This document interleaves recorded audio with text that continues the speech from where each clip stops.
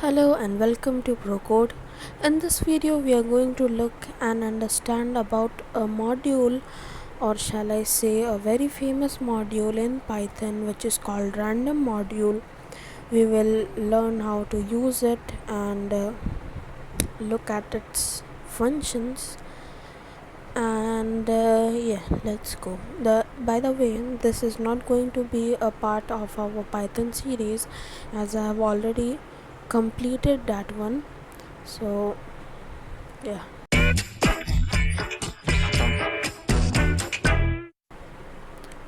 just make a new project. I'm just going to call that random and just create it.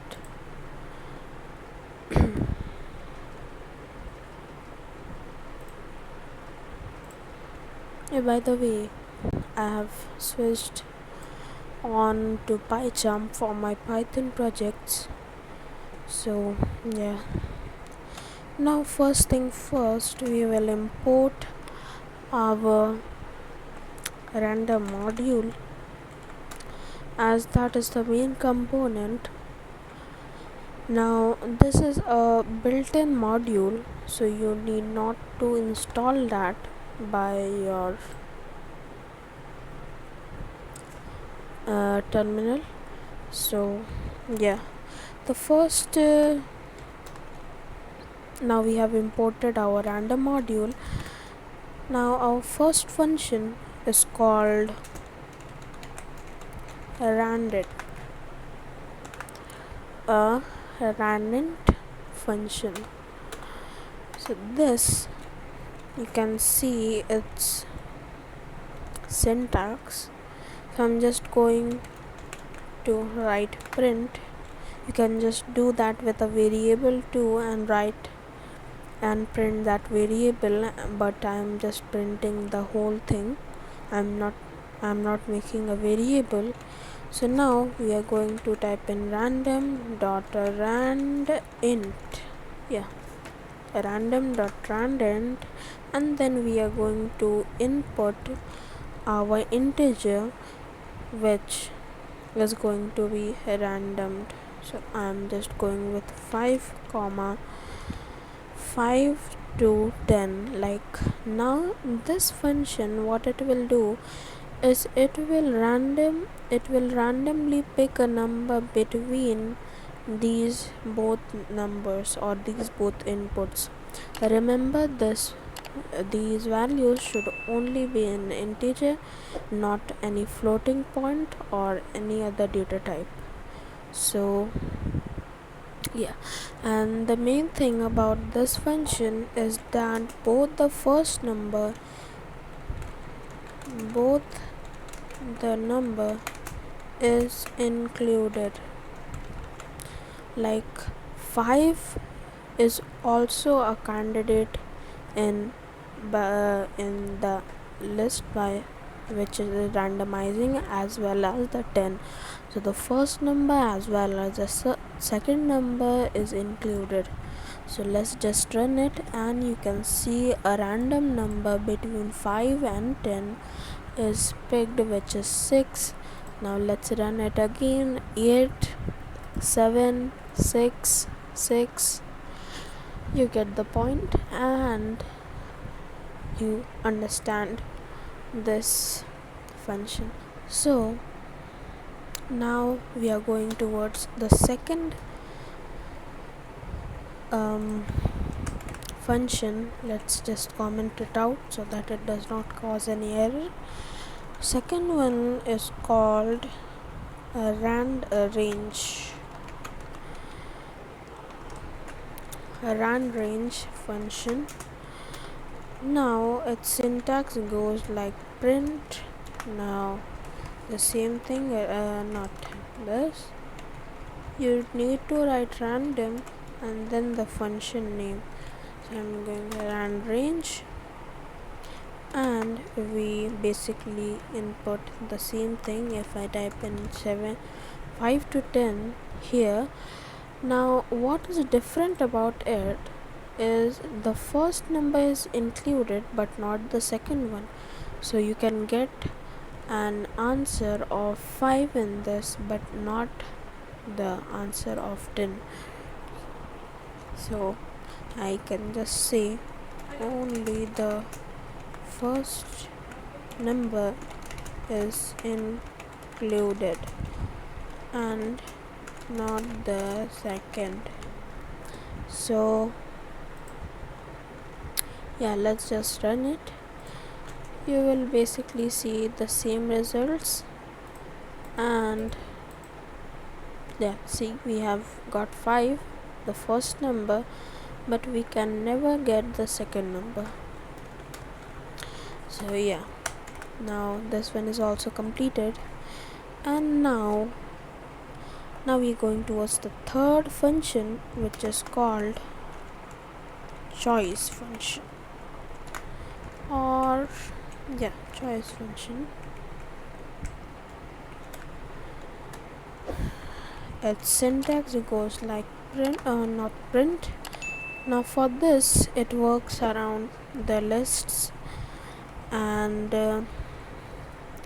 yeah, let's make a sample list. Yeah,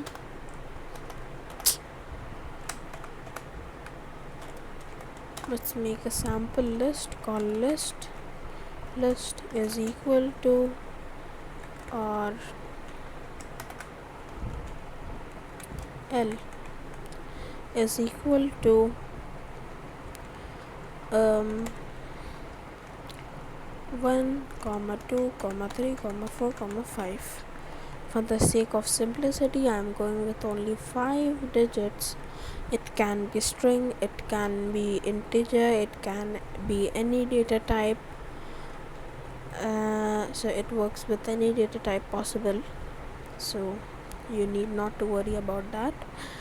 And now we are going to just continue with our thing, like random dot choice. Things are really simple. And then the name of the list. In case here it's L. Now if I run this, we can see that in this list I am getting a random result of 3, and then if I run it again, 1, 1, 4, 4. Like, it can also be used in place of strings. Like if I say A, comma B, comma C. Now if I run this, A, C, B, now you get the thing. Now this, I'm just going to comment this out. Now our fourth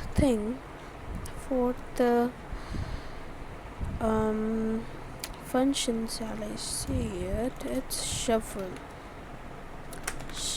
thing. Yeah,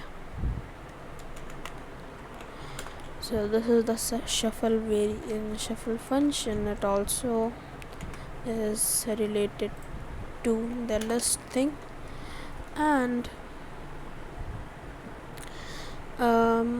we just shuffle the list. Basically, we just type in random dot shuffle and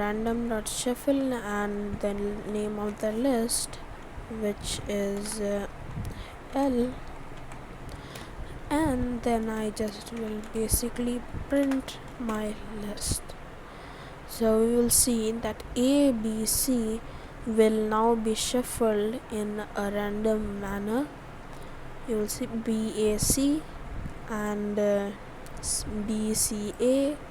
Every time you just run it, it will be something else.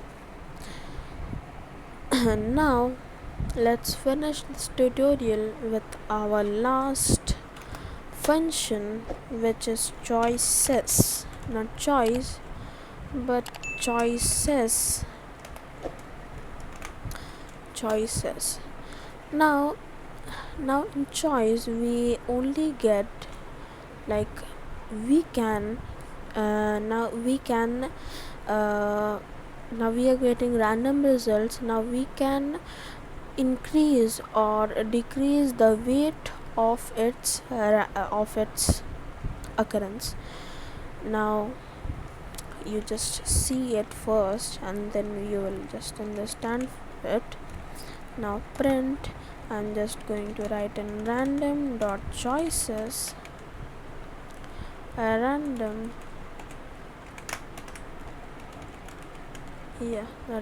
dot choices, and then I'm just going to target my list, which is L, and then I can just declare weights,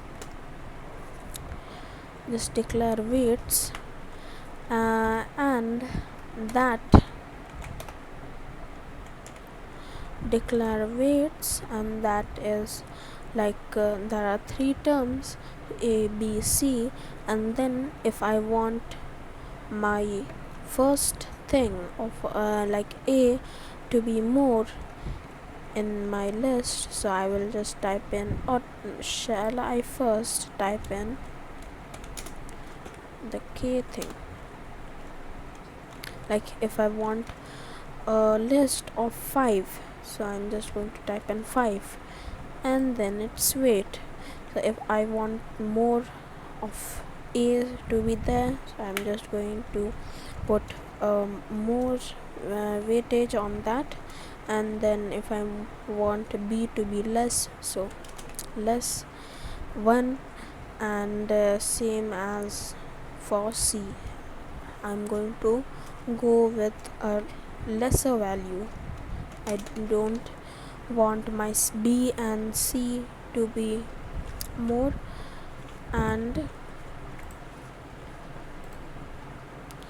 my, like,